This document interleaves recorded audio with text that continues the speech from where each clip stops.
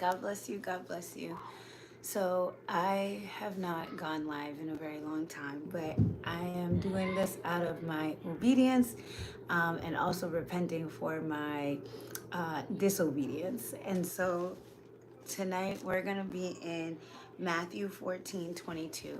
And if you are familiar with my page, you know that I have done, um, I do weekly Bible verses that I send out on Sunday based off of what the Lord has instructed me. I will say that in the month of June, He did give me a time of rest in regards to uploading videos and just things that He was speaking to me personally. However, I also had taken a step back from doing my devotional videos because my laptop broke and it wasn't working. The screen wasn't working. And so, like, the software that I use, and then I tried to like do things on my phone, and then it was like, oh, it's not the right aesthetic. So, I don't have enough space, and it's just not easier. But I do feel like I tried to record something. I think it was either on Monday or Tuesday, and I was like, oh, I really need to release this word. And I let aesthetics, I let all of these things get to me. Like, oh, I'll wait till my computer is fixed. I'll wait till I'm able to like transfer everything onto my new laptop. I'll wait till I get an iPad. I'll wait till do all of these things. And today a word came forth through somebody that is you can say is like a mentor that is teaching, and the Spirit of the Lord was like, the Lord is not concerned about the aesthetics. The Lord is not concerned about what you're doing, like the excuses, and everything that He's calling us to do is for excuses. So whether it's one person that sees this, 10 people that sees this, I know that it was a blessing to me. And more than anything, whether this gets 0 views at all, I need to be obedient to the Lord. And so I pray that this blesses you. Like I said, I am in Matthew 14:22 to 32. This is separate from the Bible verses that I have released. So for the month of July, we are talking about worship. That's where the Lord has us, in a place of worship, and those that worship Him must worship Him in spirit and in truth. So I pray I will be seeking the Lord's face in regards to a devotional for the verse that I released today, which is Sunday, that is found in Matthew 4, verse 10. However, tonight, for this word, we are in Matthew 14, verses 22 to 32. And basically, we're talking about keeping our eyes on Jesus in the midst of the storm. Keeping our eyes on Jesus in the midst of the storm. So I'll be reading from the New King James Version. What I will do is I will read the scripture, and then I will go back and just give you the quick meditation that the Lord has for me, that He has given me to share to you. Immediately, Jesus made His disciples get into the boat and go before Him to the other side while He sent the multitudes away. And when He had sent the multitudes away, He went up on the mountain by Himself to pray. Now, when evening came, He alone was there. But the boat was now in the middle of the sea, tossed by the waves, for the wind was contrary. Now, in the fourth watch of the night, Jesus went to them, walking on the sea. And when the disciples saw Him walking on the sea, they were troubled, saying, "It's a ghost." And they cried out of fear. But immediately Jesus spoke to them, saying, "Be of good cheer, it is I, do not be afraid." And Peter answered Him and said, "Lord, if it is you, command me to come to you on the water." So He said, "Come." And when Peter had come down out of the boat, he walked on the water to go to Jesus. But when he saw that the wind was boisterous, he was afraid, and beginning to sink, he cried out, "Lord, save me." And immediately Jesus stretched out His hand and caught him and said to him, "O you of little faith, why do you doubt?" And when they got into the boat, the wind ceased. And those who were there in the boat came and worshipped Him, saying, "Truly you are the Son of God." Oh, welcome. Welcome. God bless you. So keeping your eyes on the storm keeping your eyes on Jesus in the storm. So I want to go back for some context, right, on what is happening. Jesus has fed the 5,000 in the earlier parts of the chapter. He has fed the 5,000, and that was just 5,000 men. That didn't include women and children that were also there. So Jesus has now, fed the 5,000, and he says he broke, 5 loaves, 2 fish, blessed it, and they even had like leftovers. So now in verse 22, we see that it says immediately Jesus made his disciples get into the boat and go before him to the other side while he sent the multitudes away. So Jesus immediately, he didn't tarry. After he finished feeding the 5,000 and, blessed it and everybody ate, right? Immediately, he made his disciples get into the boat and go before him to the other side while he sent the multitudes away. So he's given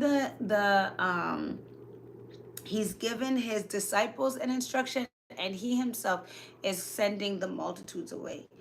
And when he had sent the multitudes away, he went up on the mountain by himself to pray. So this is one thing that I do want to say.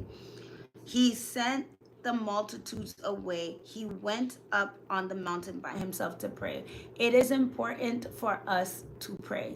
It's important for us to pray corporately. It's important for us to pray with a prayer partner, but it's also important for you to have your own personal time with the Lord. The same way Jesus showed us the example that even though he had his 12, and even within the 12 he had the 3, and then he had the 1, that he still took time and separated himself to be able to go and pray with the Father.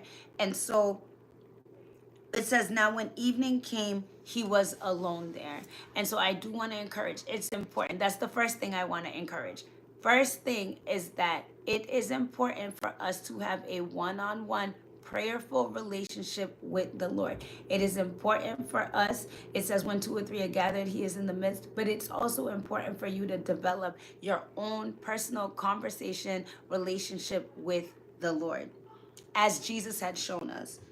But the boat was now in the middle of the sea, tossed by the waves, for the wind was contrary. So while Jesus is having his alone time praying to the Father, the boat that he sent the disciples on to go ahead of was in the middle of the sea, tossed by the waves, for the wind was contrary.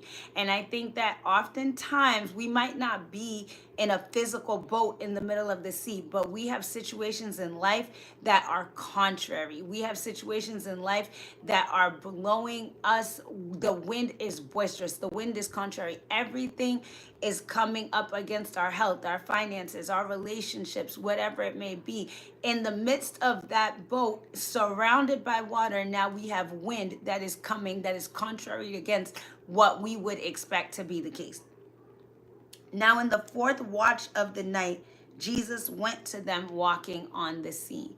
And another thing that I want to highlight, I guess this would be 2 or 3, is the fact that this is what struck me the other night. Jesus did not run to them. He did not fly to them. He did not just appear to them. It says from where he was on that mountain, separate, that he went and walked on the sea to them. He went to them walking on the sea. And oftentimes we feel like, Jesus, hello, you should be running. I would be running. Like, you see the situation. Why are you walking on the sea when you could snap your fingers and be right there? And what that showed me is that our timing is not, first of all, Jesus' timing. And not only that, the things that seem contrary to us, he's already aware, and it doesn't make him run any faster. He's walking on the water because he has control of the whole situation. And for us, we're in a panic like, Lord, do you not see that these winds are contrary? Like, I'm in this situation. I don't even see you. I don't even know that you're coming. And it's like, it says that Jesus was walking on the sea to come to them. They're in the middle of the sea. They don't know that Jesus is coming. They don't know that he is walking to them. All they see around them is the contrary winds. All they see is the wind that's blowing. All they see is the water entering into the boat. They did not know that Jesus was already walking on the sea coming to them. And when the disciples saw him walking on the sea, they were troubled, saying, "It is a ghost," and they cried out for fear. There are times that it doesn't look like Jesus. How we think Jesus is going to show up is not how he shows up. But immediately he sensed their fear because they were crying out for fear. In the midst of their fear, Jesus didn't just let them cry out in their fear. It says, but immediately Jesus spoke to them saying, "Be of good cheer. It is I. Do not be afraid." What that lets me know is that the minute fear comes, the Lord is here to be able to say, "Don't be afraid. Don't be afraid. Listen to my voice. Don't be afraid." Like they cried out in fear, and it says immediately, not a minute, not some hours went by. It says immediately, the moment they cried out in fear, the Lord said, "Be of good cheer. It is I. Do not be afraid." And we know, like we've looked at other verses before, where the Lord has told us time and time and time again in the Bible, do not be afraid. Do not be afraid. I'm walking on this water. I know that you've been dealing with this for hours now, because when I left you, it wasn't the fourth watch of the night. And so, but I'm telling you, because you've cried out in fear, do not be afraid. And Peter answered him and said, "Lord, if it is you, command me to come to you on the water." The vision that I see in this is like Jesus was close by that they could hear him, but they weren't 100% sure. Like they could hear his voice, but they probably couldn't fully make it out with all of the wind, the gusts, and all of these things. Like, Jesus, if this is really you, Peter's like, "If this is you, bid me come. Tell me to come out to you and walk." And so Jesus answers, "Come." And when Peter had come down out of the boat, he walked on the water to go to Jesus. And I just want to pause right there. It doesn't say that the wind stopped. It didn't say that the wind was no longer contrary. It doesn't say that the waters were no longer boisterous. It doesn't say any of that. So even in the midst of the contrary, the wind, all of these things, there was a part of Peter that was obedient to the call of to the order, "Do not be afraid." That was obedient to the command, "Do not be afraid. It is I. Be of good cheer." And because he took that command, he's like, "Okay, Lord, if this is you, bid me come." And because the Lord said, "Come," he was obedient, got out the water in the midst of the contrary winds, in the midst of the contrary waters, right? He was still able to get out of the boat and start walking. The environment didn't change, guys. The environment didn't change. The climate didn't change. The only difference was that Jesus said, "Come." And because Peter had asked him, "If it's really you and you're telling me to come," he got out and he was able to do that. So I pray that this is a word for somebody, that if the climate might not change when Jesus gets there, the situation, the wind, the contrary winds might not change the minute Jesus gets there. He might be asking you to get out the boat, get out of the boat of comfort, get out of the boat of complaining, get out of the boat of "this is how I am," get out of the boat, "well, this is how we do things." Get out of the boat and come to me. Come to me. Come be with me. Come reside with me. Come walk with me. Come talk with me. I'm calling you out of the boat to do what looks impossible. Because, hello, let's talk science, buoyancy. It doesn't make sense that Peter would be able to walk on water. Correct? But Jesus is standing on the water, and Peter's able to get out of the boat, walk on the water in the midst of the contrary winds, in the midst of the climate not changing. So that's a word for somebody, that your climate might not change, the atmosphere, the environment might not change, but you'll be able to do what seemed impossible because Jesus is there, because Jesus is in the midst, because he is now in that environment with you. He hasn't taken you out of the environment. He is saying that you're going to be able to do things that were not possible. Why? Because your heart was willing. You asked me, if it's really you, Jesus, bid me come. He said, come. And he got out the boat and he started to walk. But let's get to the next verse. But when he saw that the wind was boisterous, he was afraid. And beginning to sink, he cried out, saying, Lord, save me. When he saw that the wind was boisterous.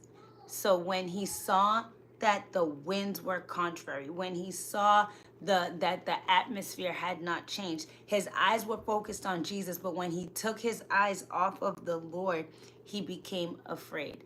And remember, they cried out a first time out of fear, saying it's a ghost. And Jesus told them, be of good cheer. It is I. Do not be afraid. This time, he looks at the wind. He's afraid, but he cries out, Lord, save me. And once again, it says immediately. Jesus didn't say, I'm going to wait. I'm going to no, immediately. Immediately. Once Peter cried out, oh Lord, as he was sinking, right? Because that's what fear will do. Fear will cause you to sink.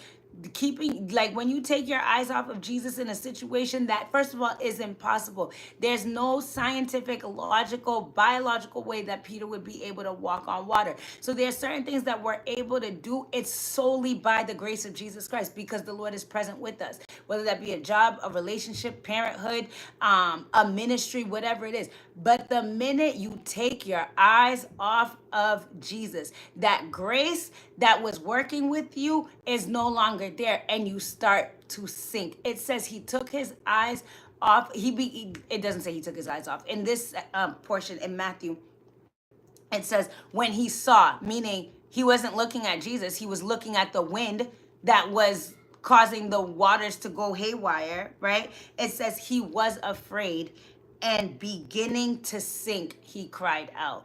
And that's what do.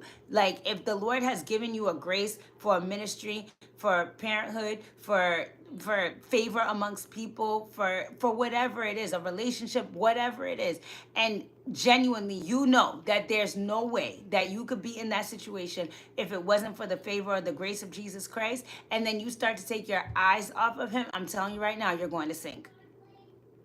You're going to sink, because there's no logical way or reasoning that you'd be able to get to where you're at, that you'd be able to have the access that you have, to be able to have the strength that you have. But in our pride, in our flesh, in our downfalls, when we start to be like, oh, this is me, or I made it, or I start to look around at the things that Jesus told me not to look at. Don't look at how that situation looks like. Don't look at how your kids are acting. Don't look at what that health report says. Stick your eyes on me. Don't look at what these people are saying about you. Don't look at the gossip. Don't look at whatever it is. But once you but focus on my promise. Focus on what I said to you. Focus on the promise. I told you to come. So if I told you to come, that means I have the provision for you in the midst of you coming, in the midst of you walking in what seems to be impossible. So now when I take my eyes off of Jesus, I take my eyes off of the promise, I take my eyes off of the character of who God is, and I'm looking at everything that serves as a wind: gossip, treachery, betrayal, anxiety, fear, negative health outcomes. Now I'm starting to sink. But God is so faithful, because even in the midst of all of that, it says in verse 31, and immediately Jesus stretched out his hand and caught him and said to him, O you of little faith, why did you doubt? Why did you doubt? O you of little faith, why did you doubt? Jesus didn't let Peter sink all the way. He didn't let him drown. He didn't have to revive him. The minute Peter cried out, Lord, save me, it says immediately Jesus stretched out his hand and caught him and said, O you of little faith, why did you doubt? Why did you doubt? Why did you doubt that I would keep my promise? Why did you doubt that I would heal you? Why did you doubt that I was with you in the midst of the situation? Why did you doubt that I wouldn't take care of you? Why did you doubt my love for you?